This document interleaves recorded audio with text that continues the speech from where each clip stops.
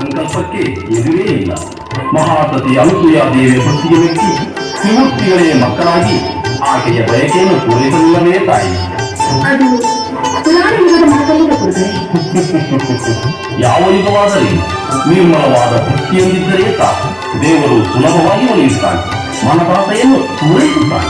ಹಾಗಾದರೆ ನನಗೂ ಜೋಗುಳ ಹಾಡುವ ಭಾಗ್ಯ ನಿಸ್ಸಂದೇಹವಾಗಿ ನಂಬಿ ಕೆಟ್ಟವರಿಲ್ಲವೋ ಶ್ರೀಹರಿಯನ್ನ ಎಂದಿದ್ದಾರೆ ಹಿರಿಯರು. ಮಹಾರಾಜರೇ, ಮಹಾರಾಜರು ಬೇಟೆಯಿಂದ ಹಿಂದಿರುಗಿದರು. ಅವರ ಕೈಯಲ್ಲಿ ಸುಂದರವಾದ ಮಗುವನ್ನು ತೆಗೆದು ಸುಂದರವಾದ ಮಗು. ಹೌದು,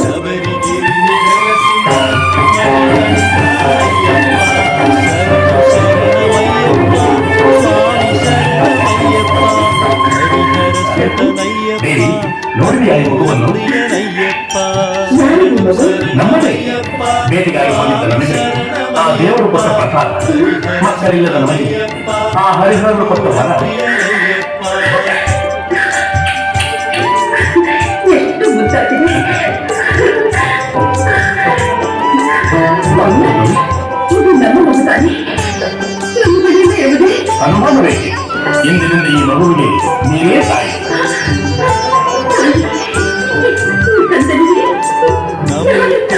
భక్తులను రక్షించని వెంచి అవతరించినావు కదా శబరి శిఖరమందున.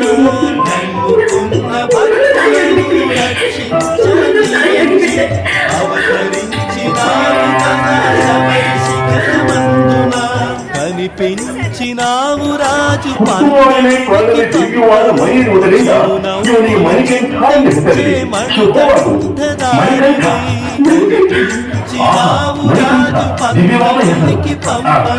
ನೀವೇ ಹೇಳ್ತೀರಿ ಮಂತ್ರಿಗಳೇ, ಸೊಗಸಾದ ಹೆಸರು.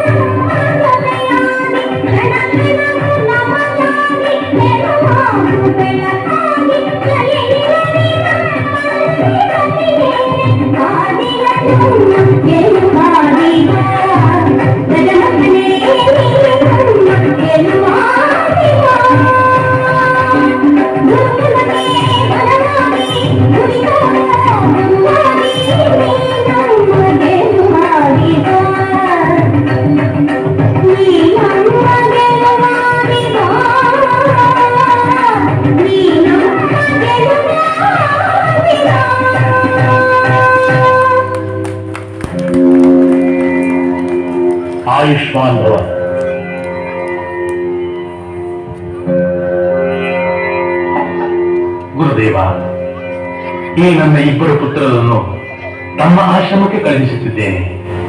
ಇನ್ನು ಮುಂದೆ ಇವರಿಗೆ ತಂದೆ, ತಾಯಿ, ಗುರು, ದೈವ ಎಲ್ಲವೂ ನೀವೇ. ಕೃಪೆ ತೋರಿ ಈ ನನ್ನ ಕುಮಾರನಿಗೆ ವಿದ್ಯಾದಾನ ಮಾಡಬೇಕು. ಅದು ನನ್ನ ಭಾಗ್ಯ ಮಹಾರಾಜ. ಇನ್ನಿವರ ವಿದ್ಯಾಭ್ಯಾಸದ ಹೊಣೆ ನನ್ನದು. ಕುಮಾರನೇ, ದೀರ್ಘಾಯುಷ್ಮಾನ್ ಭವ.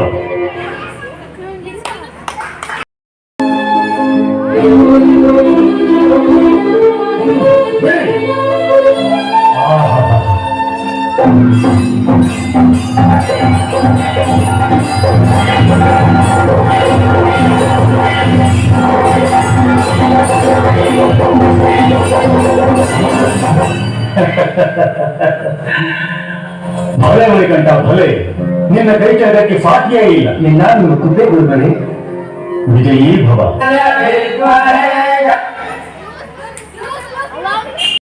ಈಗ ನಿಮ್ಮ ಬುದ್ಧಿ ಪರೀಕ್ಷೆಗಾಗಿ ಕೆಲವು ಪ್ರಶ್ನೆಗಳನ್ನು ಕೇಳುತ್ತೇನೆ. ಒಬ್ಬೊಬ್ಬರಾಗಿ ಉತ್ತರಿಸಬೇಕು. ದುಃಖ ಪಡುವುದು ಯಾವುದು, ಸುಖ ಪಡುವುದು ಯಾವುದು?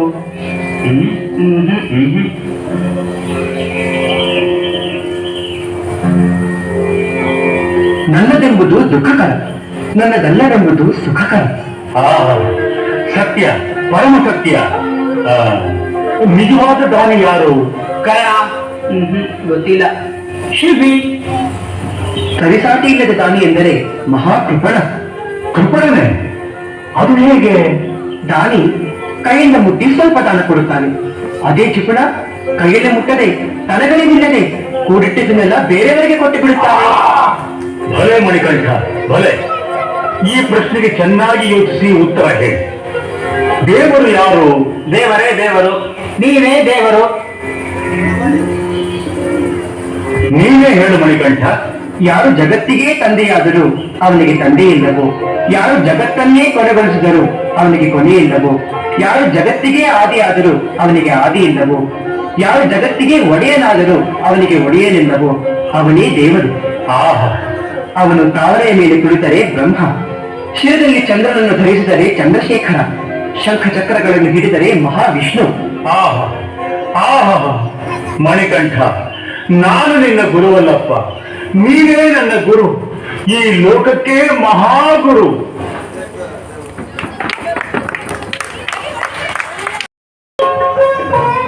ಗುರುಗಳಿಗೆ ನಮೋ ನಮಃ. ದೀರ್ಘಾಯುಷ್ಮಾನ್ ಭವ. ಗುರುಗಳೇ, ಕಲಿಸಿದ ವಿದ್ಯೆಗೆ ಬೆಲೆ ಕಟ್ಟುವುದು, ಆಕಾಶದ ಉದ್ದ ಅಗಲಗಳನ್ನು ಅಳೆಯುವುದು ಎರಡೂ ಒಂದೇ.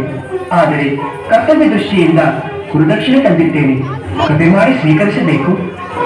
ಬೇಡ ಮಣಿಕಂಠ, ಇದನ್ನು ಬೇರೆ ಯಾರಿಗಾದರೂ ಕೊಟ್ಟು ಬಿಡು.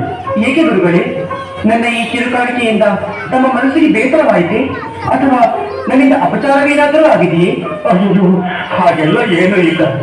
ಸಕಲ ಗುಣ ಸಂಪನ್ನನಾದ ನಿನ್ನಿಂದ ಈ ಅಮೂಲ್ಯ ಕಾಣಿಕೆಯನ್ನು ಸ್ವೀಕರಿಸಿ ಆನಂದ ಪಡುವ ಅದೃಷ್ಟ ನನಗಿಲ್ಲ ಮಣಿಕಂಠ, ನನಗಿಲ್ಲ. ಗುರುವರಿಯ, ತಮ್ಮ ದುಃಖಕ್ಕೆ ಕಾರಣವೇನೆಂದು ಹೇಳುವಿರಾ? ನನಗಿರುವವನು ಒಬ್ಬನೇ ಮಗ. ಅವನ ಹೆಸರು ಸರ್ವೋತ್ತಮ.